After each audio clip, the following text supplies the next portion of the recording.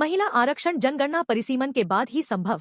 कटिहार में बीजेपी विधायक निशा सिंह ने विपक्ष पर साधा निशाना। कटिहार जिला अतिथि गृह में प्राणपुर विधायक निशा सिंह ने महिला आरक्षण बिल पर भारतीय जनता पार्टी की रणनीति और पहल की जानकारी दी। उन्होंने बताया कि भाजपा देश भर में महिला आरक्षण को लेकर कार्यक्रम चला रही है, जिसके तहत कटिहार में यह प्रेस वार्ता आयोजित की गई।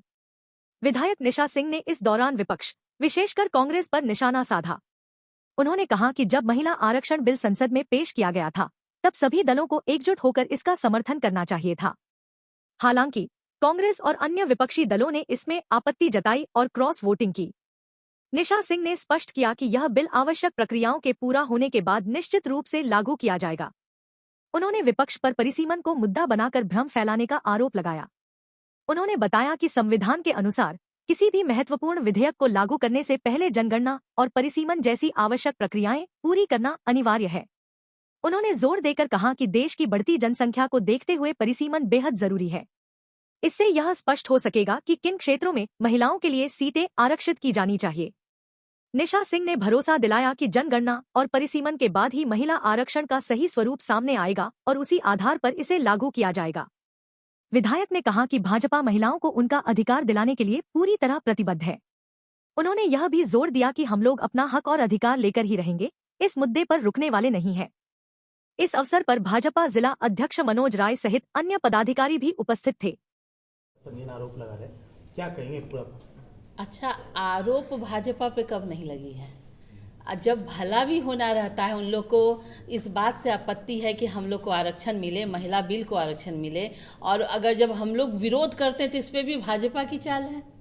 ये तो कहना सरासर गलत होगा। और हमेशा आरोप भाजपा पे ही क्यों?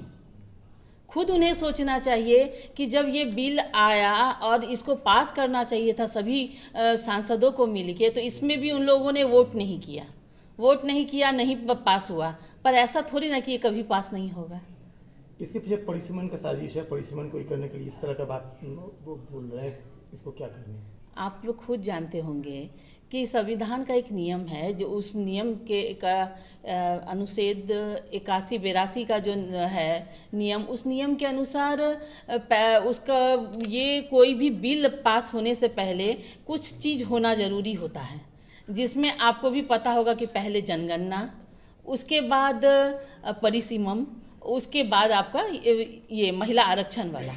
तो वो ये कहना उन लोग का गलत होगा कि लोग अलग मुद्दा माने महिलाओं के आड़ पे परिसीमन वाला बात हो रही है। आप बताइए कि इतना जनसंख्या भी है, इतना बढ़ा हुआ जनसंख्या है, क्या लगता है कि परिसीमन नहीं होना चाहिए? परिसीमन होना इस बात का भी क्लियर करेगा नहीं कि कहाँ किनको इस जगह से सीट मिलना चाहिए, कहाँ महिलाओं को मिलना चाहिए या किसी जाति विशेष को कहाँ से सीट मिलना चाहिए। तो परिसीमन के ही द्वारा इस चीज़ की जानकारी होगी और जनगणना के द्वारा। तो जनगणना और परिसीमन तो ये एक मुद्दा ही है, जब तक वो दोनों नहीं होगा तो बिल कैसे पास होगा। कटिहार सांसद एक और बड़ा बयान दे रहे हैं, वो उनके जो लोकसभा क्षेत्र है वो परिसीमन में महिला आरक्षण में चला जाएगा, इस तरह का डर उन लोग को भी सता रहा है।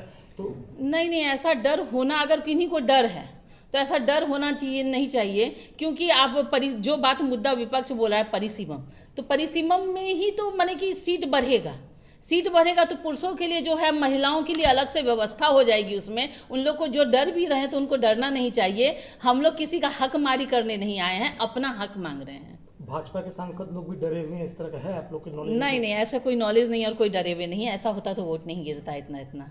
चल, आप आगे क्या होगा? आप लोग आगे किस तरह से इसको लेकर आगे जाएंगे? अभी तो जहाँ तक आप देख ही रहे हैं कि हम लोग जगह जगह सड़कों पे जन आक्रोश भी किए हैं सब महिलाएं, और आगे भी हम लोग की नीति तैयार होगी और हम लोग कहीं रुकने वाले हैं नहीं, और ना ही ये बिल कभी रुकेगा। आप देख लीजिएगा कि आज उन्होंने 29 तक चलिए नहीं हुआ, मगर 29 के बाद ये बिल जरूर हम लोग पूरे बहुमत के साथ, हमारी सरकार जब ऐसा होगा कि वोट बस हम ही लोग के पास अधिकार, बीजेपी के पास पूरा वोट का पावर आ जाएगा।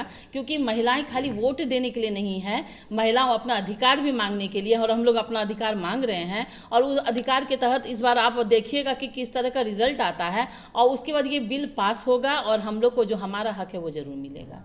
Thank you.